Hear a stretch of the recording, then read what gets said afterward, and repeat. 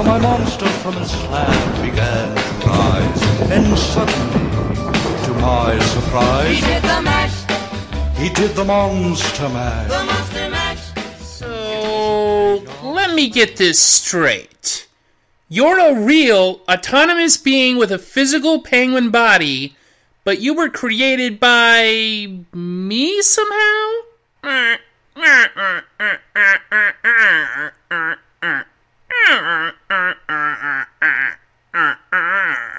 And my memory of meeting you at Gynix?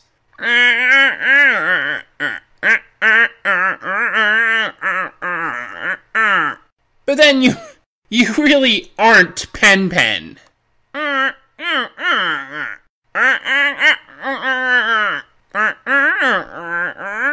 Does that make me like, your father?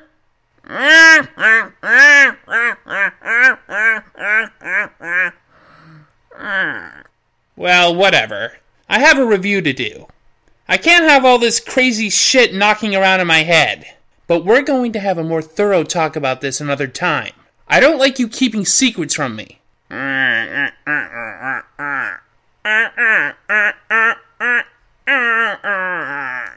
To abort... Fine. Why don't you pass out some candy on your way there? It's Halloween.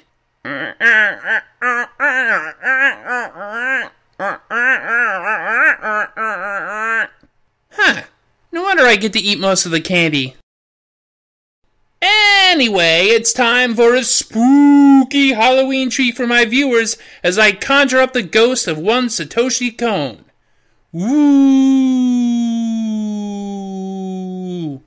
Ah, Satoshi Kon. Satoshi Kon was a stalwart director at Madhouse. Perfect Blue, Millennium Actress, Tokyo Godfathers, and Paprika are pretty much all considered classics in their own right. With Kon's signature mix of the surreal and sentimental, he examined the themes of the downsides of fame and the common humanity of cast-aside outsiders throughout his works. Unfortunately, before he could finish his final work, he died in 2010 at the age of 46, taken from us all too soon and too sadly from illness. 2004's 13-episode Paranoia Agent, also a Madhouse production, was the only TV series Kon ever did. For Kon, it would be a sounding board for unused or discarded ideas, in a format that allowed for more flexibility with technique and style, often on an episode-by-episode basis. It was a show about mounting societal expectations and the places or states of mind we escape to in order to avoid reality. It all begins with what can be called the linchpin character, but hardly the focus one, Tsukiko Sagi, the introverted and somewhat flaky designer of cute animal mascots at a character goods company. She's found sudden fame in designing a character named Maromi, a pink dog, which has gone on to great popularity. She finds herself under immense pressure to emulate her success with this design, with other people expecting much of her sudden turn in fortune. While walking home one night, she is seemingly attacked by a schoolboy on skates, using a bat. The assailant becomes known as Little Slugger, shonen bat in Japanese, and more victims materialize under one common thread, a growing pressure in their lives. Police detectives Ikari and Maniwa are assigned the case, unable to decide whether or not the initial attack ever actually happened, as Tsukiko's personality and situation are suspect. Paranoia and fear begin to grow in Tokyo as the legend of Little Slugger continues with more and more attacks. The episodes more or less play out with a different target and a different situation, with each victim having at least some incidental connection to each other each episode. And then there's Maromi.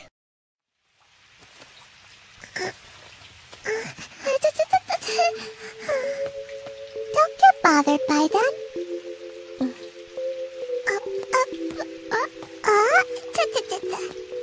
Everybody, they're just jealous of you, Tsukiko. Why is that? That's because you're different. I think I'm ordinary. Don't worry. It's not your fault. The bad one is. No, but... Don't worry so much.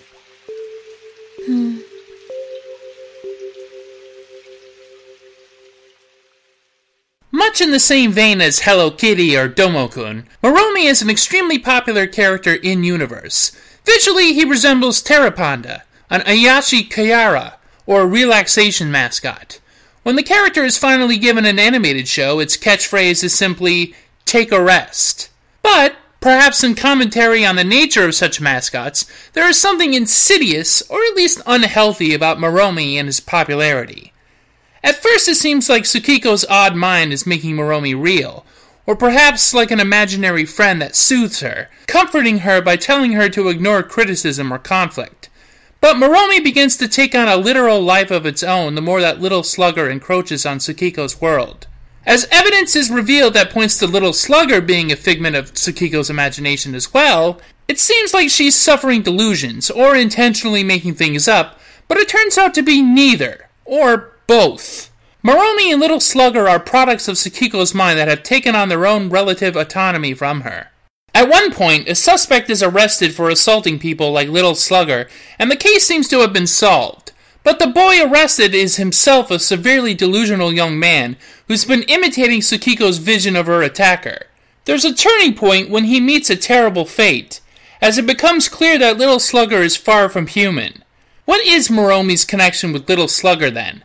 Well, Detective Akari's wife has her own theory. Now you know the real truth about humans. No matter how painful it may be, we can always face reality. But you don't understand that.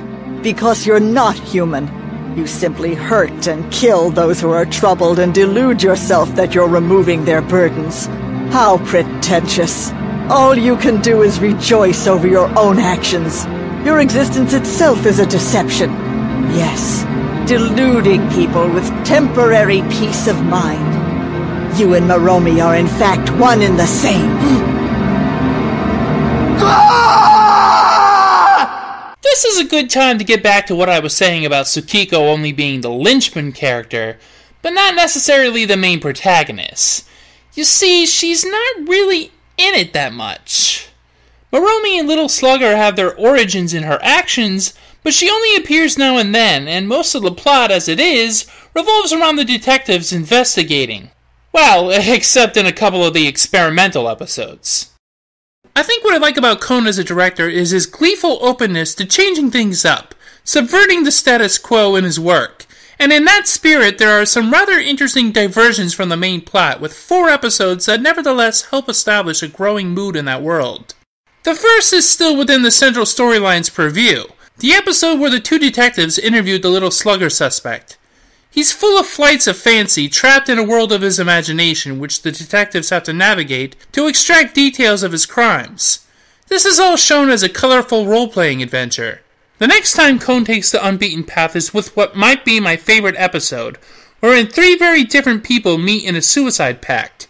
The older 2 are shocked when they discover that the third is only a child, and while attempting to take their own lives, they occasionally try to leave her out of it. Well, their luck doesn't seem so great, as suicide is something they also appear to fail at in life. Or is it?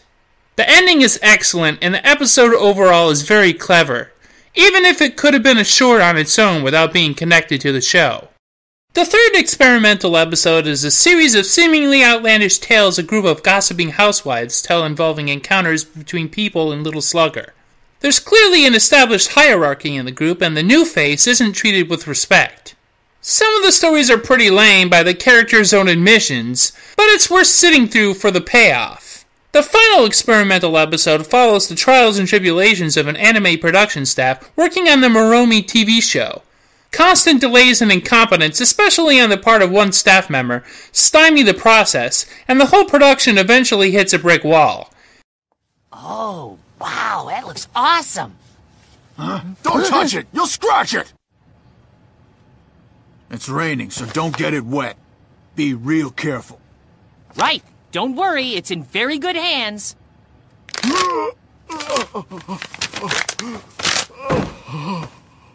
Okay, I'm on my way. Ow! Saruta, I won't tell you to quit anymore. Die! Please just die! Come on! Is it just a hilarious send-up of the industry, or a harsh critical eye in the form of satire? As a member of several production staffs, I imagine it was at least partly gentle ribbing, and part exorcism on Cone's part. But it's another classic episode to me. A blood-curdling scream rings into the craven night, chilling you to the bone. The Fruitimals have claimed another victim.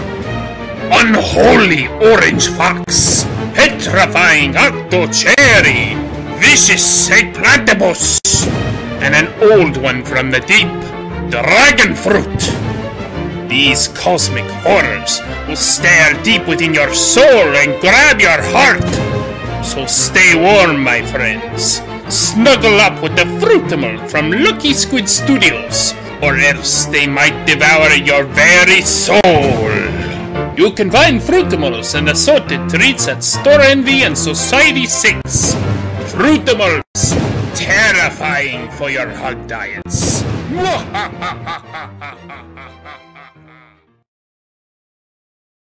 Granted, while I think the experimental episodes allow us to examine different corners of this world, they have 3 of these in a row, and I feel like it comes off as excessive when they depart for so long from our main characters, and the series loses some of its grounding.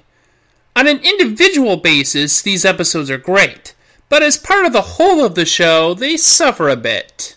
And so does the show. But I do appreciate how Little Slugger looms large over the lives of different sorts of people, from a golden child whose luck has run out, to a woman with split personalities, a corrupt cop who takes up burglary to pay off a debt, a betrayed and disillusioned daughter, a frail woman who's able to stand up to the vicious tulpa. Little Slugger affects many whose lives intersect, creating a common link that forms the main theme of the story. That is, the theme of escaping harsh realities by dreaming a scapegoat, or delaying unfulfilled duties when desperate for some breathing room. In short, you had your back against the wall and were looking for a way out. How nice it would be if someone could come along and solve all your problems. Who cares about that old fart when I'm the one suffering since I hit him? Then go and arrest the real assailant quickly! Because of this incident, Yuichi is now being bullied in school! To me, all of them looked somewhat relieved after they were attacked.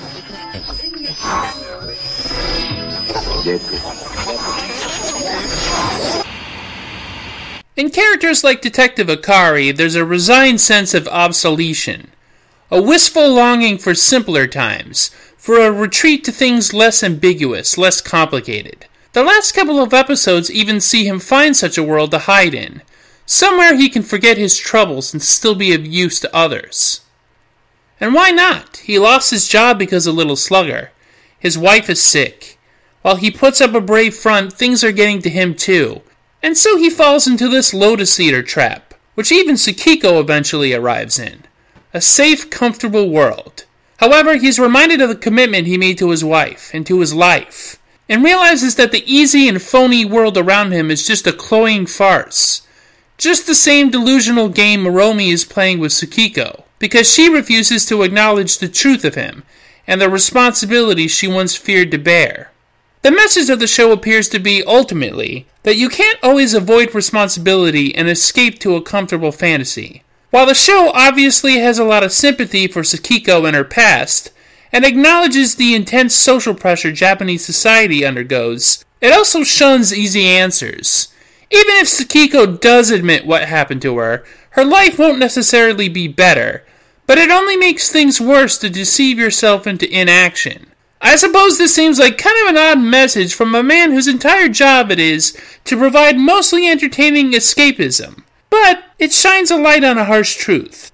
Even in the end, society will look for another Moromi. It's just how things are. Of course, we all know what the show is really about. Tsukiko is actually an older Osaka from Azumanga Daioh.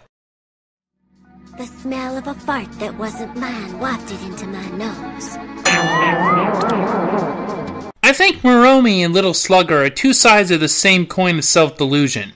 Moromi is the sweet, playful, comforting version, allowing you a sense of security. Little Slugger is something that helps you escape responsibility, but ultimately may be your undoing, and in some ways is no more frightening than what the former represents.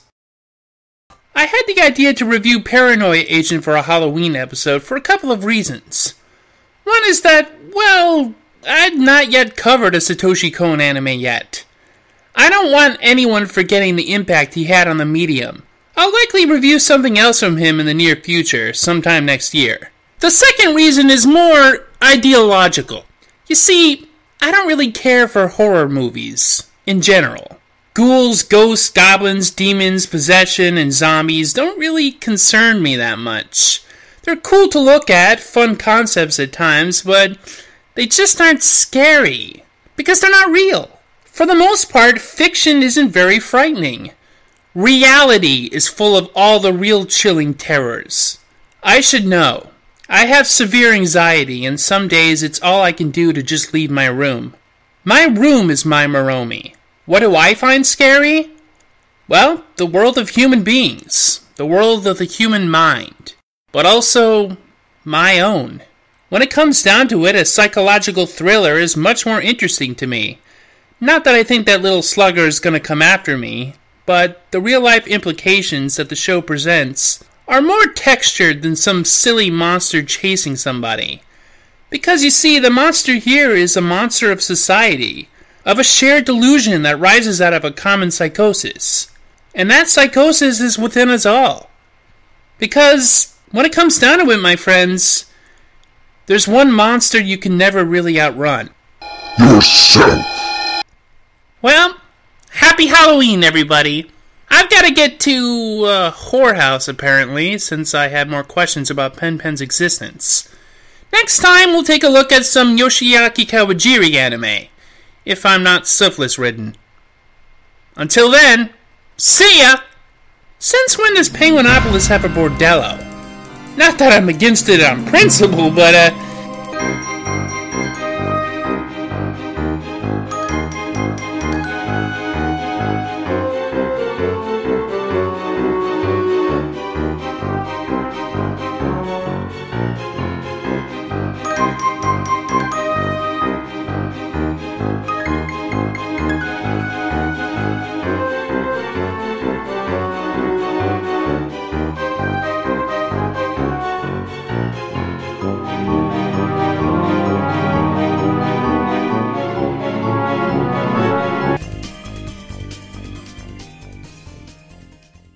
I think you're just tired.